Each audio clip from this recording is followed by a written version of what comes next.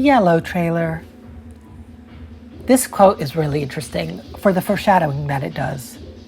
Scathing eyes ask that we be symmetrical, one-sided, and easily processed. Yet every misshapen spark's unseen beauty is greater than its would-be judgment. To me, that reads as though Yang isn't someone who can be easily defined or categorized into a simple box. She is not the type that breaks down who she is into a palatable, and digestible form factor, instead showing herself and defying anyone to judge her in any way that matters. They can't, and they won't. This quote does set the tone for Yang's character arc later on, towards the end of Volume 3 and throughout Volume 4. Volumes are what they call seasons, by the way, in case that was unclear. I think it's to be in line with the fairy tale motif, each season being called a volume as though it's a tome of fairy tales in the storybook. Yang rolls up to a club on her motorcycle, whose name is Bumblebee, by the way. That's cute. Also, you see the bird that flies off once Yang arrives to the club? The one that might be a crow, perhaps even a raven? Which may or may not be the same one we see in the red trailer, or even the black trailer? Why do I make it a point to point it out to you? No reason. At least not one you'll understand just yet. I've always loved the transition between Yang's silhouette to her actual character model/design in this trailer. It was done so seamlessly and stylistically that I'd have to give it a double, triple S stylish ranking from the Devil May Cry video games, you know? I just can't help but adore it. Just from Yang's walking demeanor, we can see she's very confident in herself and perhaps even a little playful.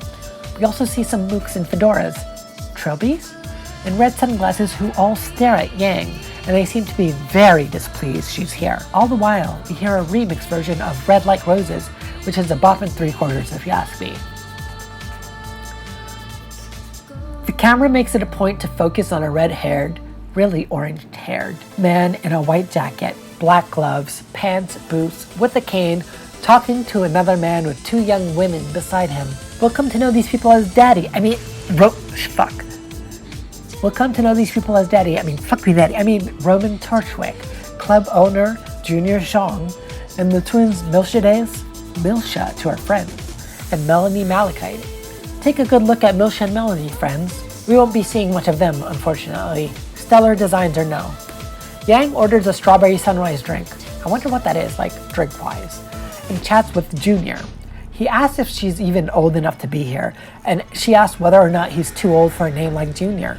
Yang then casually sexually assaults Junior, and is played for laughs, which is a weird choice, but okay. She says he's knowledgeable and demands any info he has on a woman she's looking for. He insists that he doesn't know who she is, and successfully convinces Yang to let go of his balls. And then in a moment that should have resulted in RWBY's version of Chris Hansen asking Junior to take a seat, Junior accepts and prepares to kiss Yang after she offers to kiss and make up, okay? Even though he specifically asked whether or not she was even old enough to be in his club. Interesting. Thankfully, Yang was just fucking with him, but probably not in the way it seems he would have liked. It sends him flying clear across the club with a single punch. Somehow, that only seems to make him like her more, which, okay. Then we finally get a look at Yang's weapons, Ember Silica, which were on her arms all along. Now I have to say, the concept of shotgun gauntlets, and with a name just so fitting as Ember Silica, this is really just one of my favorite weapons in all of RWBY.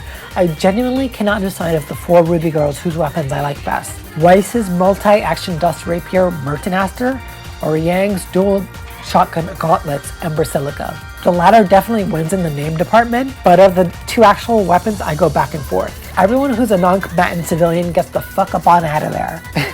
And the mooks from before, Junior's mooks, descend on Yang like a pack of locusts, only for her to back up into the air. Oh hey look, there's that backlit by the moon motif again. And the music hits a peak with the yellow lyrics from the red trailer. Yellow beauty burns. Gold. Yellow, burning, and gold are all colorful motifs associated with Yang, as she's an allusion to Goldilocks, and her fiery personality is unmistakably Yang. The Red Like Roses remix morphs into Mirror Mirror remix, and a From Shadow remix too. This is all just one song that contains all those previous establishing lines for each member of Team RWBY. We'll come back to this. I have to say I love how fluid and fast Yang's combat style is, and her being the brawler of the group makes perfect sense with her dual shotgun gauntlets. I really love how she uses the recoil from Ember Silica to gain momentum or instantly change directions, which I don't really think is like possible in like reality, but like rule of cool trumps everything, I don't give a fuck. Rule of cool is queen. And move into a more advantageous position. It's easily perhaps one of the top fighting styles in the show, but your mileage may vary. Yang makes short work of the moves, and this choreographed sequence really conveys Yang's personality, and shows that her attitude and playfulness is mirrored in the fast, fluid, irreverent combat style she uses. Just like how RWBY's fighting style revolves around the versatility and speed of her scythe crescent rows, just how Weiss's combat style conveys her eloquence and precision. Just like how Blake's attack style favors long-range combat that indicates her reticence and reluctance to open up and be vulnerable, Yang's flashy, bombastic fighting style is a vessel to showcase her personality and her movements and offense. Melanie and Milshi decide they've had enough of Yang's guff, finding her moxie irritable, and they decide to teach her a lesson. Unfortunately for them, despite Milsha's hand claws being all but useless, and Melanie's bladed heels being one of my favorite weapons, especially as someone who loves characters who favor a kicking style compared to a punching style. Think Rouge the Bat, Boa Hancock, or even Hitmon Lee. Yang's not the one being taught a lesson, instead schooling the girls on why she's a superior combatant to them. I think it's pretty neat how adept and clever Yang is at studying and learning an opponent's fighting style mid-fight, and quickly learning to predict and counter their moves. That's a great showing of Yang's combat prowess, particularly against Melanie, who was certainly more of a threat to Yang than Milsha was, and Melanie is the older of the twin sisters. Also, I wince every time I see Yang knock Melanie's lights out so hard that the lights in the background go dead too, and the entire scene changes color palettes entirely. Like, god damn, Yang really gave Melanie the work, and I kind of feel bad for my girl. As Melanie hobbles off, Junior and his bazooka/missiles bat take up the fight against Yang, and we learn that not even Junior stands a chance against Yang when she's fired up. As the lyrics to I Burn, Yang's theme that's playing in the club As the lyrics to I Burn, Yang's theme that's playing as club music, a neat instance of diegetic music, aptly states, she's a ferocious fighter and can even go Super Saiyan, a clear allusion to getting stronger when she needs to. Junior makes the mistake of accidentally ripping out some of Yang's hair, and as we know she's Goldilocks, Yang does not take too kindly to that. Yang gets so mad that the entire scenery goes monochromatic except for her burning red eyes, which indicates she's using her semblance as opposed to her normal violet eyes, not even her golden yellow hair that's on fire in Technicolor. I really love that she punches him so hard that the windows of the building explode with light as he's sent flying out one of them and onto the street below, utterly unconscious. Then we see a familiar red cape billowing in the foreground as Yang jumps onto the ground. RWBY asks if that's Yang, and Yang's dialogue reveals that she and RWBY are sisters. Yang? Is that you? Oh, hey, sis! When asked what she's doing here, Yang tells her it's a long story. And oh, hey, that moon motif again. Weird. We've met all four girls, our protagonists of RWBY. Ruby Rose as red, Weiss Schnee as white, Blake Belladonna as black, and Yang Xiaolong as yellow. Each of their names attest to their colors as well. Ruby and Rose are obviously indicative of red, though not exclusively for the latter. Weiss Schnee is just German for white snow, both clearly white. Blake is Old English for black, so there you are. And Yang Xiaolong roughly translates from Chinese to mean little light dragon, or small dragon of sunshine, both evocative of her color yellow. That's pretty important, you know.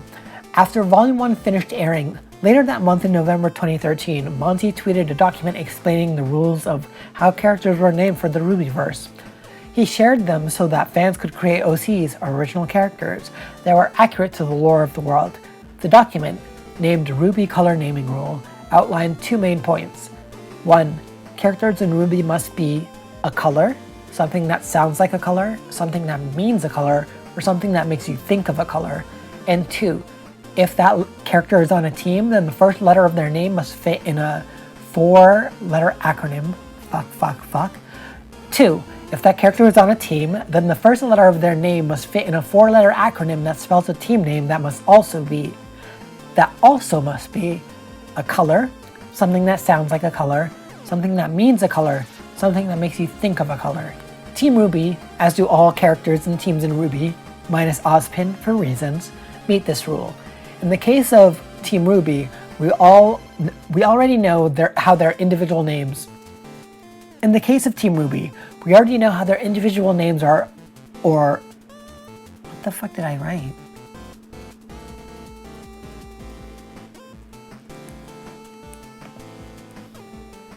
In the case of Team RWBY, we already know how their individual names are, or are evocative of, colors, and their team name of RWBY is evocative of red, and thus passes the win condition. Next time, we'll establish the rules and lore of the world as they pertain to Volume 1, because that's the only one we'll be looking at. I'll probably do these videos by sections, so I'll split it up into a video per volume, or perhaps even cut that up and make it even more manageable, so I can talk about specific mini arcs as they appear. Early RWBY was more episodic, with character development and growth rolling over into other episodes, but each episode was largely self-contained. It might be prudent to explore these arcs in depth, which shorter chunks of the volume having their own videos might be conducive to. I suppose you and I will find out what I choose when the next one goes up. We've got a big road ahead of us, so buckle up. I might switch to different projects here and there and release unrelated videos if I'm getting burnt out or not motivated to work on this.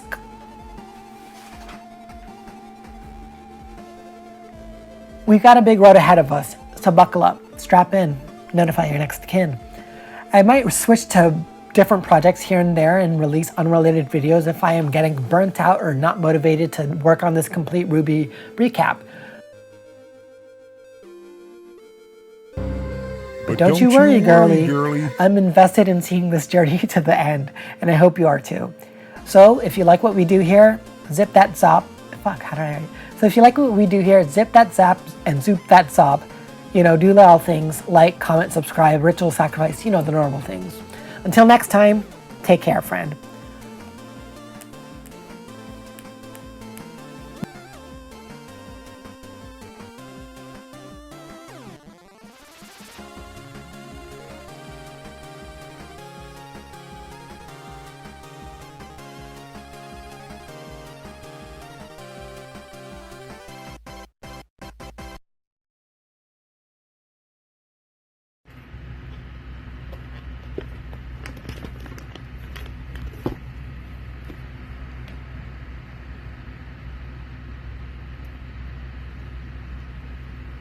You can't see it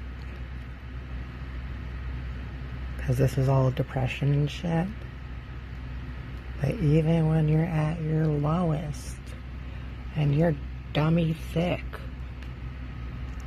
and you can't see good shit ahead, better, sunny days, hope, positivity, whatever is on the horizon.